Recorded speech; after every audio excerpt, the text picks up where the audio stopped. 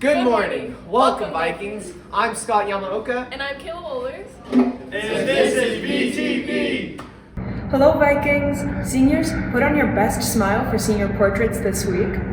Local and Eldorado scholarships are now open and close February 1st. If you need help with college applications, be sure to join Ms. Wilvento's Flex in the library almost every day.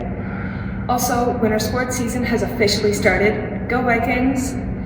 And of course, thank you to all who showed up to support the fall musical production, Little Shop of Horrors.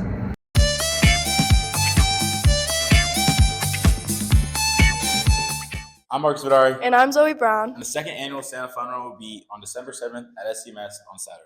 It's a 3-mile run around the middle school and the college. You can register online for $10 or $20 at the door. This will help fund our STHS track program, and for more information, you could contact Rob Caney III or Elliot. Be there and support!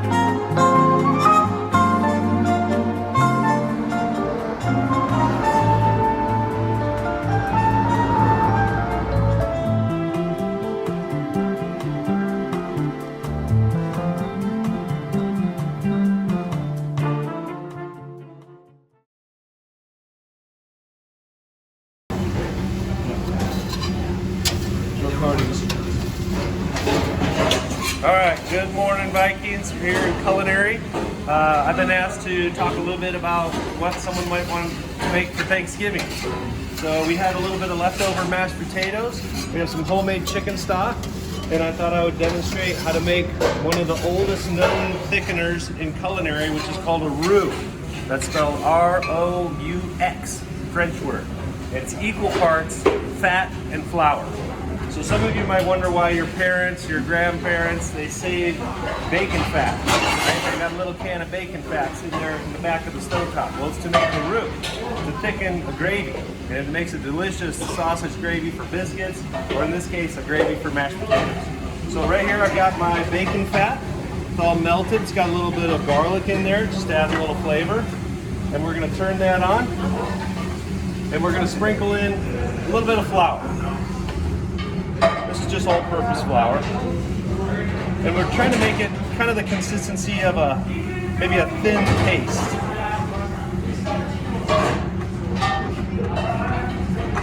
And you can cook a roux as long as you want. It's going to go through different stages, different colors. This one's already a little bit dark because I did start with bacon fat. If you start with vegetable oil or butter, it's going to be a little lighter in color.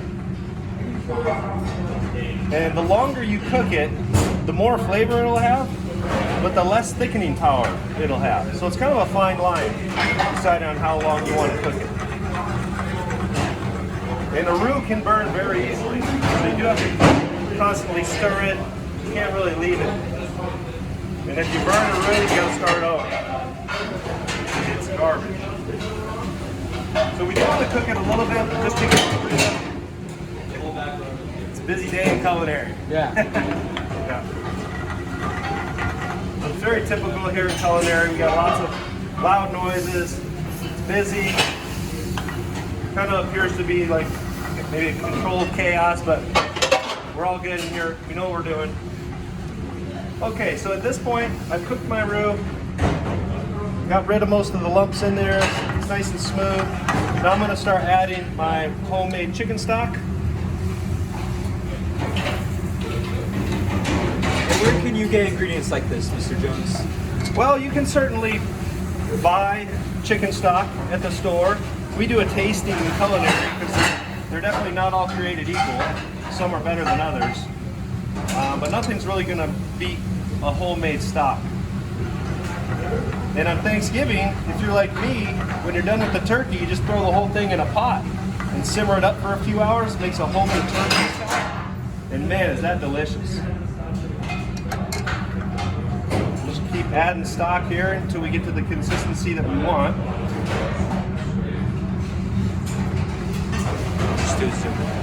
So you can see how well that roux is working here. It's powerful. It's a powerful thickener. And then I have seasoned this chicken stock as well. And that's one thing nice about homemade stock is that you can control the seasoning. A lot of the store-bought stocks are overly salty. So I really like working with the homemade stock. And what kind of seasonings did you put in your stock? Just salt, pepper. That's all that's in there. Yep. And what I'm gonna do at this point, so we got a good, nice, smooth gravy now. I'm gonna add a little bit of butter.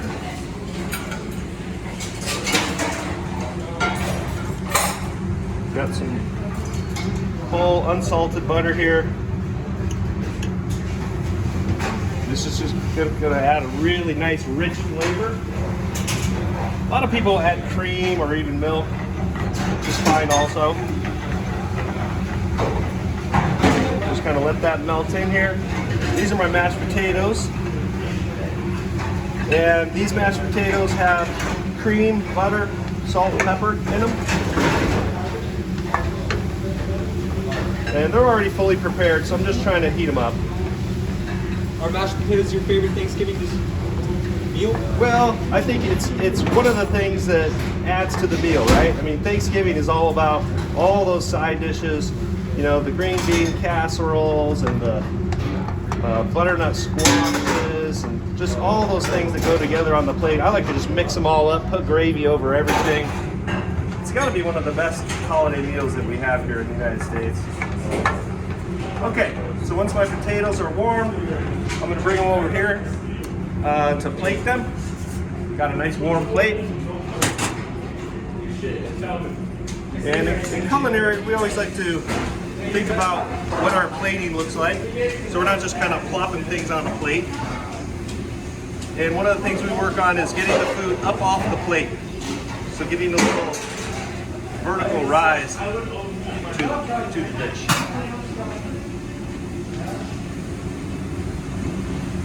Make sure my butter's melted in there good. All right. Take our ladle, make a little well in the middle here. And then we'll just spoon some of the gravy right over the top. Don't be shy with the gravy. Everyone loves gravy. And I have a little bit of thyme here. I just thought I'd put in there just to make it look nice, just like that. So that's it. That's our mashed potatoes for Thanksgiving. Hope everyone enjoys their break. See you on the flip side.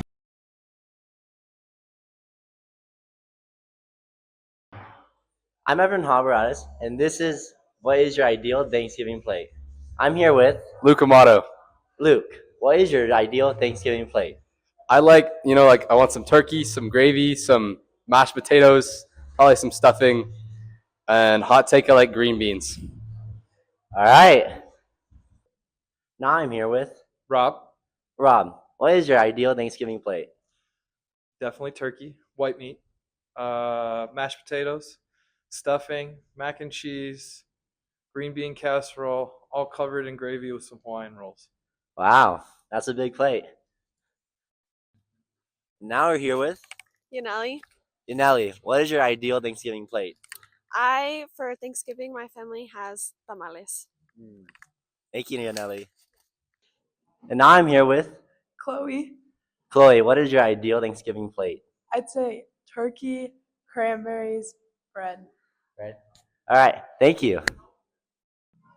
And now I'm here with Mr. Nowitzki. Mr. Nowitzki. What is your ideal Thanksgiving plate? It's got to be turkey, mashed potatoes with stuffing, lots of gravy.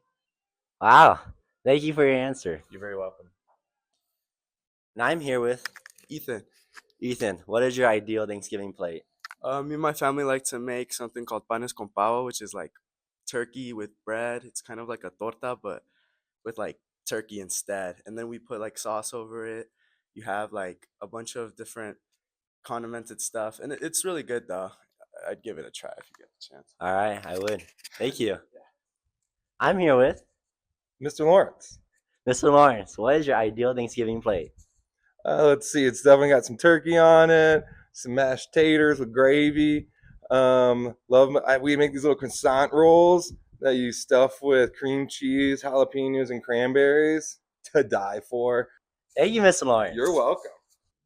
I'm here with Steve Hedrick. Mr. Hedrick. What is your ideal Thanksgiving plate? So mine is a little bit weird. I would say deviled eggs, mashed potatoes, and then every year I actually make enchiladas, and everybody thinks it's super strange, but I love enchiladas. All right, that's interesting, but it's also cool. Thank you. And I'm here with Mr. Garcia.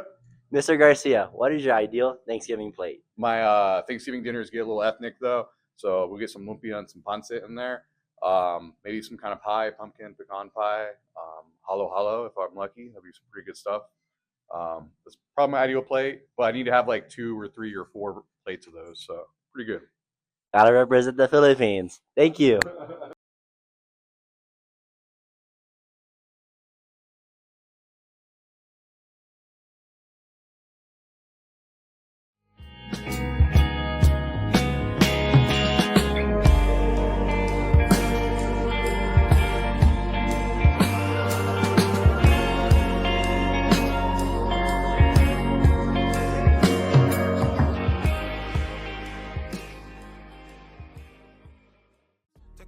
Diamonds wrong as a life is squinting, can't just stare.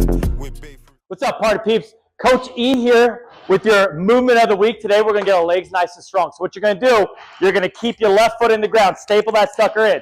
You're gonna step forward, big lunge. Step all the way back, reverse lunge. There and back is 1. You're taking this one for 5 each side before you get to that other leg. If you wanna add a little bit of a challenge, try to add a rep every single round and take it for 3 rounds, and that's your movement of the day. Let's get the legs strong, people. Thick and thin, she already fixed, so I'm halfway there. What's up, Vikings? Coach E here. I have a fun little workout split for you guys because we have our Thanksgiving break coming up. This is all focused on getting our cannons ready, our core engaged, and our cakes nice and plump. So you guys are going to start, and the way this is going to work, you're going to be adding reps as you go. You're going to start up with 2 body weight squats. We're thinking booty down to the basement. After that, you're going to drop into 2 push-ups. These can be done from your knees as well. Your last part for your core, you're going to flip over on your back. Shoulders come off the ground, feet come off the ground. You're going to hold the hollow body hold for 5 seconds. Then on our second round, we're going to add some more. So now we're going into 4 squats. I just did 4 push-ups, 10-second hold. Third round, 6 squats, 6 push-ups, 15-second hold. And what do you think for 4th round? By the 4th round, think about 4th round. It's going to be 8 push-ups, 8 squats, 20-second hollow body hold. So you're adding 5 seconds every time on the hollow hold. You're adding 2 reps every round on the push-ups and the squats. And you do that until you can't even walk or breathe anymore. And that's going to keep you nice and steady and in shape for your Thanksgiving break, Vikings. Brown and bad, could have changed my mind, I was halfway there. 100 meters, I just put 9 gal in a sprinter. That's it for this week. 2 more days until Thanksgiving break. Count it. Thank you for joining us this Wednesday. Remember to check out the Vikings newsletter for more info and stay tuned for the daily morning announcements. This is VTV with Evan Haberadas and Lana Mayer. See you next time and have a great week, Vikings.